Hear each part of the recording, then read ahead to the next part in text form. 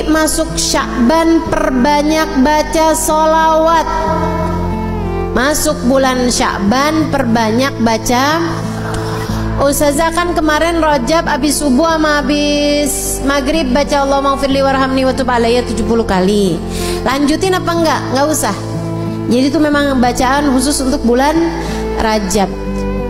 Gantinya apa Ustazah? Balik aja kayak yang dulu-dulu. Maksudnya habisnya sholat ibu biasa baca zikir kan? Apa itu? Udah langsung aja. Tapi sisanya hari-harimu perbanyak baca sholawat. Kenapa gitu? Sebab di bulan Sya'ban adalah bulan turunnya firman Allah Subhanahu wa taala, ya ayyuhalladzina amanu shallu alaihi wa sallimu taslima. Wahai segenap umat yang beriman, bersolawatlah kalian kepada Nabi Muhammad dan ucapkan salam kepadanya. Bulan Sya'ban ini adalah bulannya solawatan. Dan memang bulan Sya'ban ini para ulama menyebutnya sebagai syahrut tahliyah, bulan berhias. Bulan bikin kita jadi kelihatan, jadi tambah cakep. Dan gak ada yang bisa bikin kita jadi tambah cakep kecuali kalau kita deketan sama orang yang cakep. Gak ada yang lebih cakep di alam semesta ini daripada baginda kita Nabi besar Muhammad.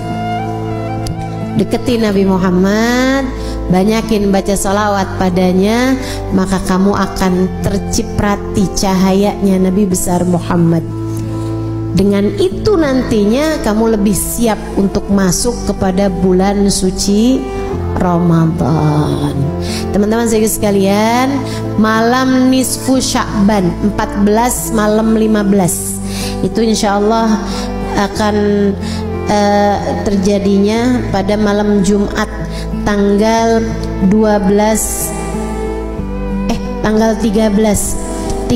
Februari, hari Kamis malam Jumat tanggal 13 Februari gitu ya, malam nisfu Sya'ban, namanya Lailatul Barat gitu ya, malam Lailatul Furqan, malam pemisah nasib-nasib manusia.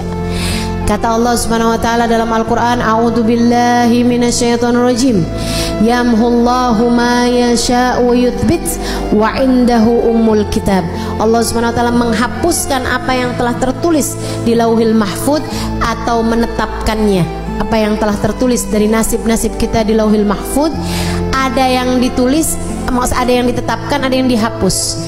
Nabi Muhammad ketika menceritakan tentang ayat tersebut, kata Nabi Muhammad, dzaka lailatun nisf min Sya'ban. Kejadian revisinya, isinya Lauhil Mahfuz itu terjadi pada malam nisfu Sya'ban.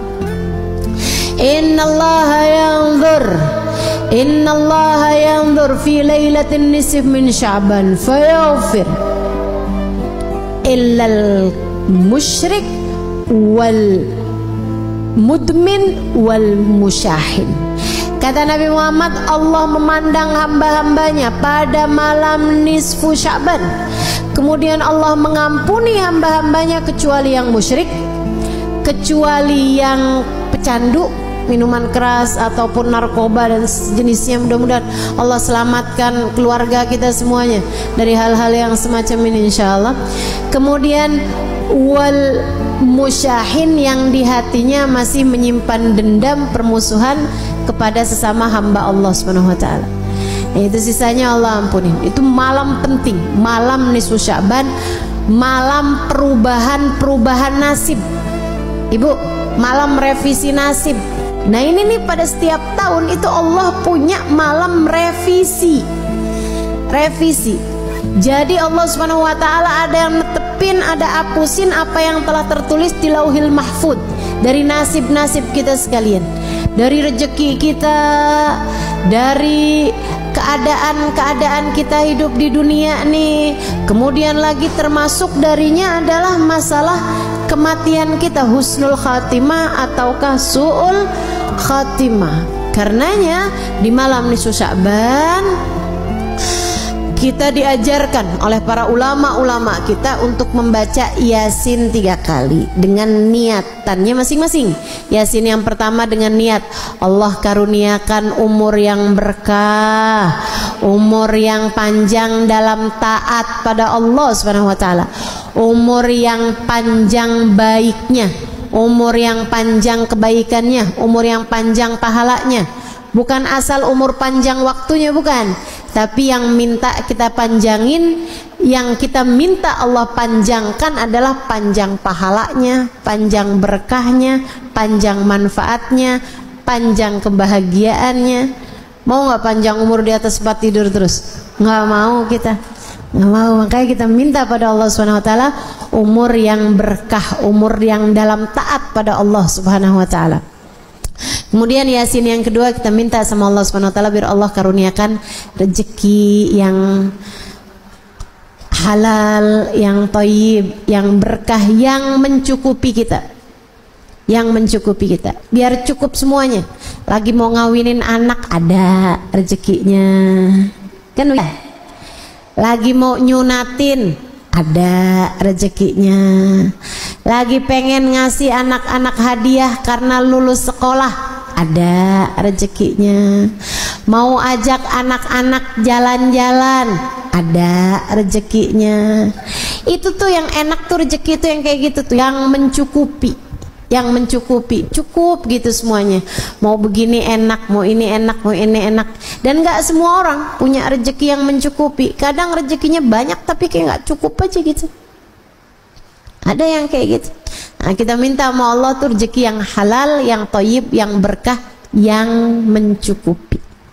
Yang mencukupi kita sehingga nggak lagi tertarik merezekinya orang. Gitu udah cukup kok, alhamdulillah. Itu yang kita minta sama Allah Subhanahu wa taala. Juga rezeki-rezeki yang lain, karena rezeki itu bukan cuma urusan uang. Rezeki itu bukan cuma urusan harta, teman-teman. Kesolehan anak-anakmu itu adalah rezeki yang jauh lebih tinggi nilainya daripada sekedar rezeki harta. Betul nggak? Ibu-ibu saudara sekalian, saya muliakan, rezeki kesehatan menurutmu enakan banyak duit tapi sakit apa enakan sehat walaupun duitnya pas-pasan? Bisa begitu, sehat banyak duit ustazah, kan nggak jadi pilihan. Bagaimanapun kan tetap lebih enakan kesehatan. Jadi kesehatan itu rezeki lebih mahal daripada rezeki harta gitu. Nah, kita minta semuanya mau Allah Subhanahu wa taala rezeki harta yang thayyib, yang berkah. Kita minta juga sama Allah rezeki kesehatan badan kita, keluarga kita, gitu kan ya. Kita minta juga sama Allah kesolehan diri kita, kesolehan keluarga kita, jadi ahli taat semuanya, jadi ahli ibadah semuanya, insya Allah. Kemudian Yasin yang ketiga, kita minta sama Allah Subhanahu wa taala ini yang paling penting dalam kehidupan kita, yaitu dengan niat semoga Allah karuniakan kepada kita kematian dalam husnul khatimah, biar mati di saat iman begitu kuat dalam hati kita. Kita minta pada Allah agar di saat ajal menjemput kita, kita dimatikan dengan membawa iman dan Islam, bawa cinta pada Allah, bawa cinta pada Rasulullah, membawa bekalan amal-amal soleh, dan membawa dosa-dosa yang telah diampuni Allah Subhanahu wa taala. Jadi pulang nggak pakai bawa dosa lagi, karena semua dosa-dosanya telah diampuni Allah Subhanahu wa taala. Itu yang kita minta pada Allah Subhanahu wa taala, itu yang kita harapkan dari Allah Subhanahu wa taala. Jadi nanti malam nisfu Sya'ban kerjakan apa yang tadi telah saya sampaikan, baca Yasin 3 kali. Habisnya nisfu Sya'ban yang nggak biasa puasa sunnah nggak boleh lagi puasa sunnah. Tapi yang masih punya hutang puasa wajib tetap boleh mengerjakannya sampai di hari terakhir Sya'ban sekalipun. Hutangmu dari puasa Ramadan yang lalu harus dibayarkan sebelum datangnya bulan suci Ramadan.